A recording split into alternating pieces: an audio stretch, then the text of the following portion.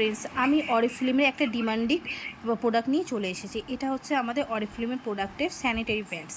দেখো, আমাদের নর্মাল তো বাজার চলতি আমরা প্যাডস ইউজ করেছি, ওখানে কি হয়, প্যাডসগুলো অনেক মোটা হয় আর বেশি লং লাস্টিংও, আমাদের টাইমও বেশিক্ষণ স্টে করে না, থাকে না। ঠিক আছে, এটা তোমার 12 ঘন্টা থাকবে আর 10টা প্যাডস রয়েছে।